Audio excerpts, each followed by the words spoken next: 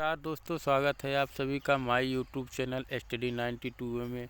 तो दोस्तों, अगर आप एलएलबी या बीए एलएलबी के स्टूडेंट हो तो आपके लिए ये क्लास बहुत ही महत्वपूर्ण है, क्योंकि इसमें दोस्तों आज हम जनवरी 2022 का प्रीवियस ईयर का जो क्वेश्चन पेपर है वो आज हल कराने जा रहे हैं। तो दोस्तों बने रहिए अंत तक। तो दोस्तों आज हम बात करेंगे टेक्सटोनल लॉ, मतलब कराधान विधियाँ। तो इससे किस तरह के प्रश्न पूछे जाते हैं। तो दोस्तों चलिए बिना रुके हुए क्वेश्चन की ओर चलते हैं, देखते हैं कि पहला क्वेश्चन क्या है। तो दोस्तों देख कि पहला क्वेश्चन है दोस्तों कि निम्न में कौन सी आय कर मुक्त है। तो निम्न में कौन सी आय कर मुक्त है। तो दोस्तों वो जो है कृषि आय है। कृषि आय जो है दोस्तों वो उस पर आयकर नहीं लगाया जाता है। अगला है दोस्तों कि कृषि आय है, मतलब कृषि आय क्या है। तो कर योग्य है या कर मुक्त है या आंशिक कर मुक्त है या इनमें से कोई नहीं। तो दोस्तों क्या है कि कृषि आय जो है वो कर मुक्त आय है। कैसी है दोस्तों? कर मुक्त आय है। अगला है दोस्तों कि एक नया उपक्रम स्थापित किया विशेष आर्थिक क्षेत्र में वर्ष 2015-16 में, इसे धारा 10 ए में कटौती का लाभ मिलेगा। तो क्या मिलेगा? 15 वर्ष का निर्धारण। क्या मिलेगा दोस्तों? 15 वर्ष का निर्धारण मिलेगा। अगला है दोस्तों कि कर मुक्त आयों का उल्लेख किस धारा में है। कर मुक्त आय जो है दोस्तों उनका उल्लेख किस धारा में है? धारा 10 में है कि धारा 80C में, धारा 13, धारा 2। तो कर मुक्त आयों का उल्लेख जो है दोस्तों वो धारा 10 में है। किसमें? धारा 10 में। अगला प्रश्न है दोस्तों कि संसद का भत्ता कर योग्य होता है। संसद का भत्ता कर योग्य होता है। क्या कर मुक्त होता है कि कर योग्य है? कर के उद्देश्य में कुल आय में जोड़ी जाने वाली आय, इनमें से कोई नहीं। तो क्या है दोस्तों? कर मुक्त होता है। जो संसद का भत्ता होता है दोस्तों वो कर मुक्त होता है, इस पर कर नहीं लगाया जाता है। अगला प्रश्न है दोस्तों निम्नलिखित में से कर मुक्त आय है। कौन सी आय जो है दोस्तों कर मुक्त है। तो इसमें दोस्तों कृषि आय है, ये भी कर मुक्त है। विदेशी भत्ते, ये भी कर मुक्त है। भारतीय कंपनी का लाभांश, ये भी कर मुक्त है। इनमें से सभी तो दोस्तों ये क्या है? ये तीनों जो हैं ये कर मुक्त आय हैं। अगला प्रश्न है दोस्तों कर मुक्त आय है क्या है दोस्तों? कर मुक्त आय क्या है? घरेलू कंपनी से ब्याज, घरेलू कंपनी में लाभांश, विदेशी कंपनी से लाभांश, इनमें से कोई नहीं। तो दोस्तों ये जो कर मुक्त आय हैं इनमें से कोई भी कर मुक्त आय नहीं है। अगला है अवयस्क बच्चे की आय कर मुक्त होती है। जो अवयस्क बच्चा है उसकी आय कर मुक्त होती है। तो क्या होती है? 1000 रुपये या 1500 रुपये। अवयस्क की आय या रुपये 1500 जो दोनों से कम है। मतलब अवयस्क की आय या रुपये 1500 जो दोनों कम हो तो वो होगी। अगला है दोस्तों डाक खाने के व्यक्तिगत बचत खाते पर अधिकतम आय कर मुक्त है। डाक खाने के व्यक्तिगत बचत खाते पर अधिकतम आय कर मुक्त है। तो कितनी है? 3500 रुपये। कितनी है दोस्तों? 3500 रुपये। अगला है दोस्तों कि साझेदार फार्म से कर मुक्त आय। साझेदार फार्म से कर मुक्त आय क्या है दोस्तों? कि साझेदारी फार्म से वेतन, साझेदारी फार्म का ब्याज, साझेदारी फार्म की आय में हिस्सा। ये है दोस्तों आपका राइट आंसर जो है साझेदारी फार्म की आय में हिस्सा। अगला है दोस्तों निम्नलिखित में से कौन सी आय कर मुक्त है। कौन सी आय दोस्तों कर मुक्त है? तो दोस्तों महंगाई भत्ता, नगर क्षतिपूरक भत्ता या विदेशी भत्ता या चिकित्सा भत्ता। तो कर मुक्त आय क्या है दोस्तों? विदेशी भत्ता है। अगला है दोस्तों कि शिक्षा भत्ता कर मुक्त है। शिक्षा भत्ता कर मुक्त है।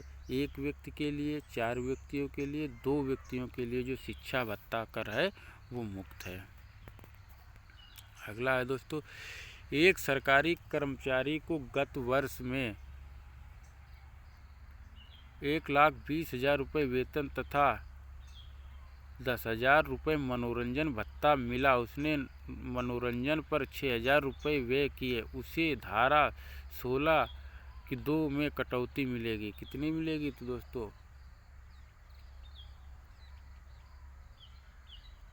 कितनी मिलेगी? 10,000 रुपये या 6,000 रुपये या 5,000 रुपये या शून्य? तो कितनी मिलेगी दोस्तों? 5,000 रुपये। अगला है, निम्न में से कौन सा भत्ता आयकर से पूर्णतः कर मुक्त है? कौन सा भत्ता जो है आयकर से पूर्ण कर मुक्त है? तो क्या है? महंगाई भत्ता, मकान किराया, विदेशी भत्ता, इनमें से कोई नहीं। तो कौन सा है दोस्तों? ऑप्शन नंबर ए, महंगाई भत्ता।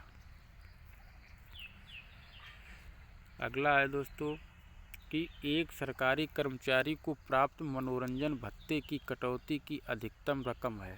क्या है? तो दोस्तों 5,000 रुपये है। कितनी है? 5,000 रुपये। अगला है दोस्तों कि सकल वेतन में से कटौती मिलती है। जो सकल वेतन में से कटौती मिलती है वो क्या होती है दोस्तों? तो व्यवसाय कर है कि मनोरंजन कर है कि आय कर है? तो क्या है? सकल वेतन में से कटौती मिलती है, उसे क्या कहते हैं? बीमा प्रीमियम। क्या कहते हैं दोस्तों? बीमा प्रीमियम। अगला है दोस्तों कि वेतन में शामिल है। वेतन में शामिल है, क्या क्या शामिल है? मजदूरी भी वेतन में शामिल है, पेंशन भी वेतन में शामिल है, बिक्री पर कमीशन भी वेतन से ही आता है। ये तो आपका ऑप्शन क्या, कौन सा सही हो जाएगा? ऑप्शन नंबर डी, ये सभी।